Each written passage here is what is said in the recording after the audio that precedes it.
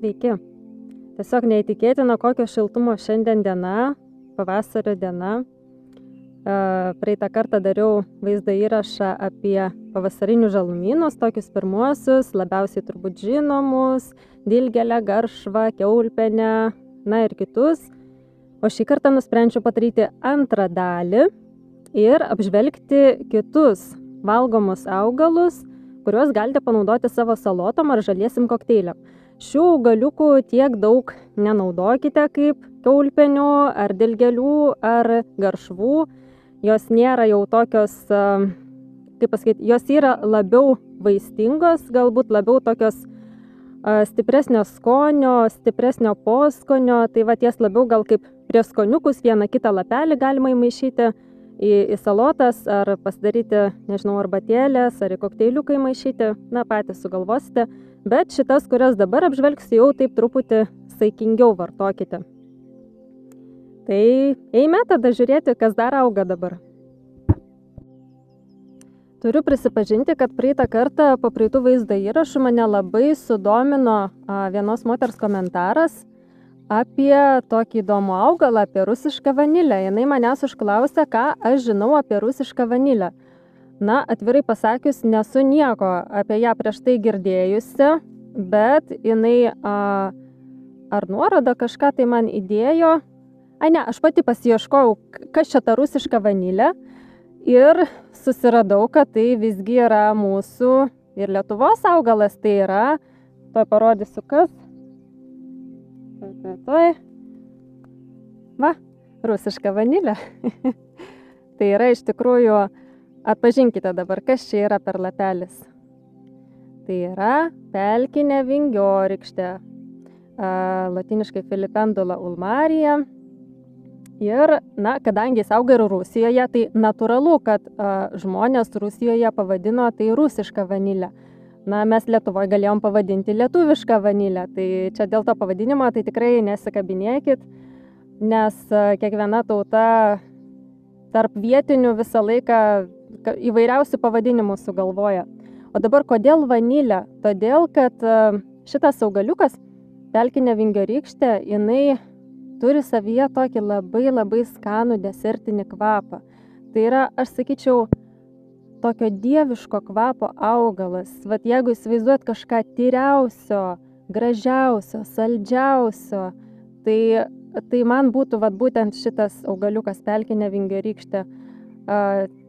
Man tai yra tokia tarsi dievų ambrozija, nežinau net su kuo palyginti, toks nuostabaus kvapo tarp vanilės, migdolų ir, nežinau, kažkokių saldžių kepinių.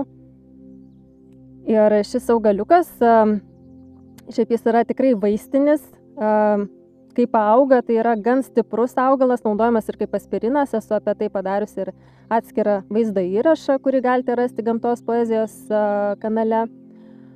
O dabar jaunus augaliukus galima rinkti tiesiog kaip pasiskaninimui, kaip prieskonius į arbatėlės ant pyragų, kažkokių pudingų, mačiau ten daro ir įvairiausius desertus su šitais augaliukais.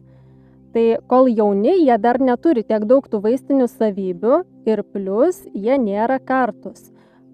Su augimu, su laiku šitie augaliukai apkarsta ir jūs jų jau nepanaudosite desertam, bet kai jie yra dar jauni, tokie gležnučiai ir rusvos tokios spalvos, tokios bordo labiau, kol jie tokie mažiukai, jūs juos galite panaudoti kažkur.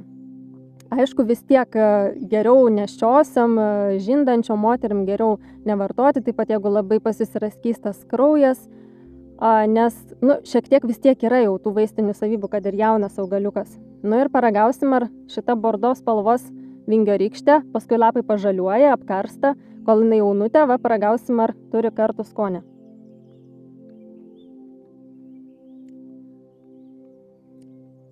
Oho, koks stiprus skonis suvalgius.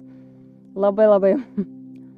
Truputėlį turi kartumo, bet minimaliai, pasakyčiau, kol mažas augaliukas. Tai va, rinkti galite tik tai, kol jos dar bordo spalvos visiškai mažytės, gležnos, liaunos. Tai dabar dar pažiūrėkim, kaip jos atrodo iš arčiau. Štai pelkinės vingiorykštės auga kaip ir sako pavadinimas, paprastai pelkėse. Ir dabar jau tokiu laiku galite turbūt tik tai vieną kitą rasti tokį bordo spalvos lapuką, nes jau dauguma yra sužaliavę, sužėlę, va čia matom jau didesni, labiau subrendę, tai tokių tikrai neberinkit desertam. O dabar, kol dar mažiukai, va visiškai va tokie va mažiukai bordo, tokius va galit pasiskinti, pasidžiovinti kaip prieskoniam, kaip ant desertų pasiskaninimui, bet, kaip minėjau, nedideliais kiekiais. Va, tik tokius mažiukus ir nedaug. Dar į savo pavasarinės salatėlės galite įdėti porą lapelių. Na va, matot, kas čia, šitie va augaliukai. Pirma, leidžiu atspėti. Va, čia yra rasakila, nes kaupiasi rasos lašeliai. Na, dabar aišku nelabai matosi, dar jauni lapukai, jie truputėlį ir plokštesni tokie, bet tikrai galite vieną kitą lapuką įsidėti pasiskaninimui į savo salatėlės ar žaliąjį kokteilį. Kol jauni. Paskui jau jie sukaupia, ypač per žydėjimą, daugiau vaistinių savybių, naudojami kitiem tikslam. Einam toliau. Na va, kitas augaliukas, kurį taip pat galite simboliškai įsidėti pasiskaninimui, tai yra paprastasis kietis. Ne pelynas, ne dar kažkoks kietis, bet va laukose augantis dirvonuose, paprastai labai gausiai augantis paprastasis kietis. Jauni jo lapukai yra taip pat naudojami salatėlėm, kokteiliukam, paragaujam. Jis, kadangi man tėtis nuo mažumės irgi duodavo jų pakramtyti kiekvieną pavasarį, tai jisai turi tokį bruožą, kad ilgai reikia kramtyti, toks kaip guminis truputėlį, tai neišsigaskit, tokie truputėlį kitokia yra konsistencija. Bet šiaip skonis yra malonus ir be abejo turiu perspėti, kad rinkite tik, jeigu pažįstate, esate tikri, kad pas jūs auga tas augaliukas. Einam toliau. O čia visai prie pat, kur buvus, kur nebuvus, išdygo, na kas čia tokia, kraujažolė. Kraujažolė šiaip yra vaistinis augalas, tai jau kai jinai žydi, jau nerinkite taip salotom, bet jaunus lapukus, kol tik išlenda į žemės, galite pasirinkti, porą įsidėti į salatėlės ar į kokteiliukus, bet simboliškai po kelis lapukus nepadauginkit, nes vis dėlto tai yra ir vaistinis augalas, kad ir jaunas. Tai va, porą tokių lapukų aš iškart va įsimesiu dabar kaip salatėlės pakramtymui ir einam toliau. Kraujažolės lapai. Dar vieną judantį augaliuką radau. Nu, kas čia tokia? Bijau paliest, kad nebūtų. Ne, šitas augaliukas nevalgomas. Šitas augaliukas irgi nevalgomas. Pavasarinė juočkė. Juočkė, kur pabėgi? Žaidžia su rūpužiais, įsivaizduojat? Nu, ar gražu taip? Gerai, einam toliau. O čia man be galo patinkantis augaliukas ir aš taip džiaugiuosi, kad pas mus jis auga, čia apylinkėse, nemažai jo yra, gal ir pas jūs auga, apsižiūrėkit. Tai yra, gal kas atpažinsite, tai yra kmynas. Jisai laukinis kmynas, čia natūraliai auga, niekas jo čia specialiai nesėjo, apie jį irgi esu atskirą vaizdo įrašą padariusi. Lietuvos pievose auga kmynai, berods taip vadinasi vaizdo įrašas. Ir jaunus jo lapukus galima panaudoti salatėlėms, į kokteilius. Ir kas man jame labai patinka, kad labai skaniai atrodo tos salatėlės. Porą paragausim ir dabar. Tiesiog negaliu ištverti neparagavus. Toks truputį kaip morkyčių skonis. Morkų lapų gal labiau toks. Bet čia tikrai ne laukinė morka. Čia yra kmynas, kmyno lapukai. Galite nusiskinti ir keletą beržo ar liepos besprogstančių pumpurėlių. Čia tik man nenori sufokusuoti, bet jau jau galima, jau jie sprogsta. Tai va, beržo porą pumpurėlių, liepos, klevo galite irgi įsimesti salotėlės ar kokteilį. Na ir galite įsimesti porą maumedžio spigliukų. Maumedžio spigliukai, kol jie minkšti, tokie žali, šviežučiai, ką tik išaugę, galite porą irgi pasiskaninimui. Man atrodo, jie daug vitamino C turi, dabar nepamenu, kokių ten dar visokiausių medžiagų naudingų. Tai va, galite irgi, kol jauni, pasiskaninimui naudoti. Taigi, tęsime temą apie pavasarinius valgomus augalus, antroji dalis. Ir čia, ką mes matom, upelė, gražiai labai tekanti, čiurlenanti. Ir prie to upelio labai dažnai mėgsta augti vienas augaliukas. Tai yra karčioji kartenė, kardaminė amara latiniškai. Čia va matom jų ir daugiau, va čia lenda dar jos tik tai, ne tos geltonos, bet va šitos va lapukai tokie. Ir kuo jos ypatingos, jos yra iš tikrųjų labai skanios, tokios kopūstų skonio. Apie kartenės aš esu padariusi vaizdo įrašą, bet ne apie šitas kartenės, ten labiau yra apie pievinės kartenės. O čia dabar yra karčioji kartenė. Ir kai jinai jauna, jinai yra visiškai nekarti, o kaip tik labai labai skani. Kaip ir sakiau, kopūstėlių skonio, dabar irgi truputį nusiplausim ir užkrimsiu. Nes prie upelio dažnai būna truputėlį žemėta, nėra tokios kaip pievos, tai augaliukai paprastai irgi būna truputėlį su žemėm. Galima ant sumuštinių, į salotas. Na, to kartumo gal truputį yra, bet jis toks visiškai minimaliai, labiau gal toks aitrumas, primena gal pipirnę šiek tiek, va tokį kaip pipiriukai, kai kurie netgi susirenka lapelius ir juos džiovina. Ir paskui vietoj pipirų naudoja pabarstyti ant įvairių patiekalų. Iš tikrųjų labai man patinka jos, nežinau, galėčiau turbūt kiekvieną dieną valgyti vis taip po salotėlių, ant sumuštinukų šitų užsidėti. Ir labai skanu. Jos yra ne tik tai skanios, bet ir labai maistingos. Turi ir daug vitamino C, įvairių naudingų mūsų organizmui medžiagų. Tai pavasarį, jeigu tik prie upelio randate va tokį augaliuką, dar pabandysiu sufokusuoti geriau. Jeigu tik randate, būtinai paragaukite. Aišku, turite pajausti tokį kopūstėlių su pipirais tokį skonį.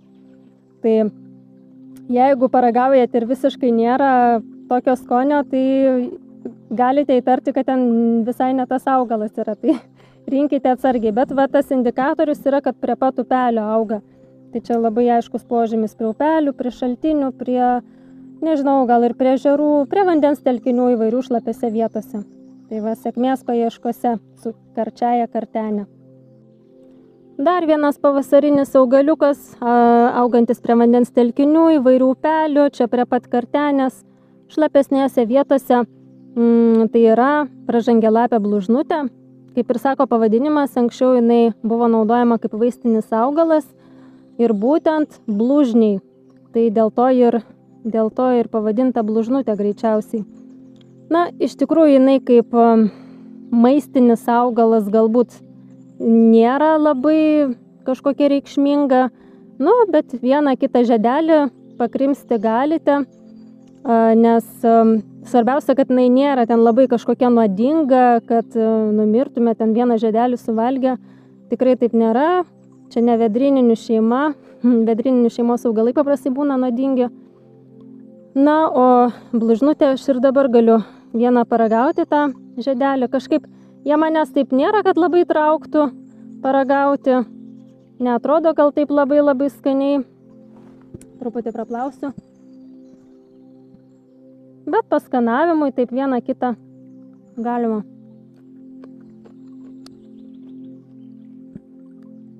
Oi, jau buvau užmiršusi, koks jos skonis. Tai žinokit, labai karti.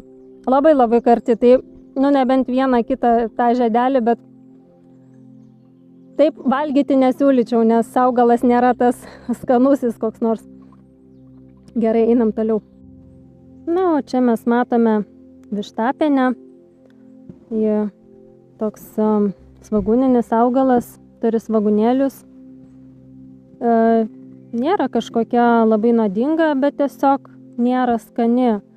Tai žmonės anksčiau valgydavo jų svogūnėlius, bet tai yra labiau toks bado išgyvenimo atvejis, nes tiesiog jie nėra labai skanus kažkokie. Na, į salotas aš turbūt nedėčiau kažkaip vištapienės, man jinai ir nelabai skaniai atrodo. Tai gal geriau palikime ją ramybėje. Esame dar prie Ruškio ežero ir čia yra labai graži vieta už manęs. Va, kokia pelkė. Žiauriai mėgstu pelkės. Palaukit, perjungsiu dar kamerą.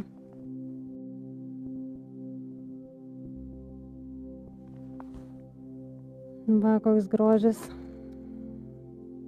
Na, aišku, ne visi mato pelkėse grožį, bet man tai yra kažkas tokio, kažkas pasakiško, tokio mistiško,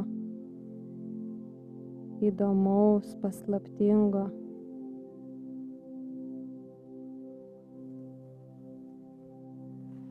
Bet iš tikrųjų aš jums norėjau parodyti ne pačią pelkę. Mes vis dar kalbame apie pavasarinius valgomus augaliukus, tai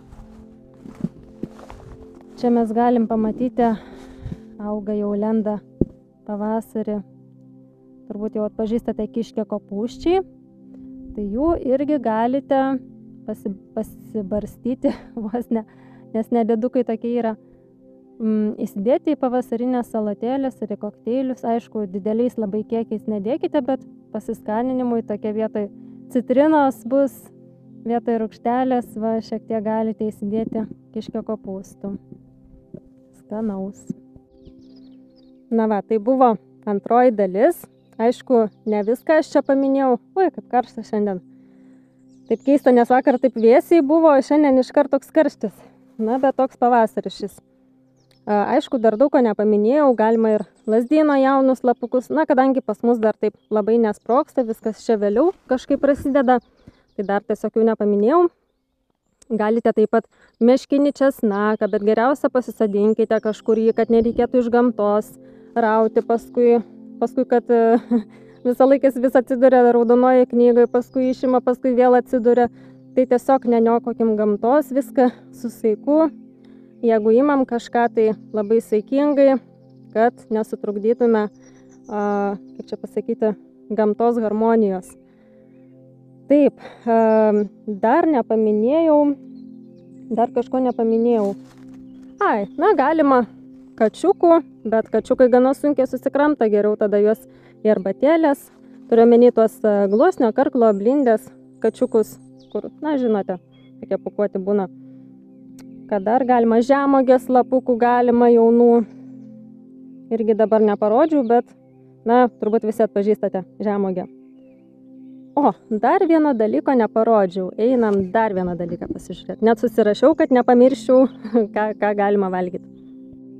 O kas dar čia auga? Labai svarbaus augaliuko dar nepaminėjau. Atrodo, va, kaip paprasta našlaitė, bet ji yra nepaprasta. Jinai nuostabiai kvepia, tiesiog kaip kvepalai. Esu apie ją irgi vaizdo įrašą padarius, galite susirasti Kvepioji našlaitė pas mane kanale Gamtos poezija. Ir jinai tokio pasakiško kvapo, kad tiesiog neišeina dabar perduoti, jums gaila. Bet miškuose visą laiką pamatot našlaitę pavasarį, pauostykit ir jeigu ji turės tą nuostabų tokį kvapą, aromatą, tai galite būti tikri, kad tai bus Kvepioji našlaitė.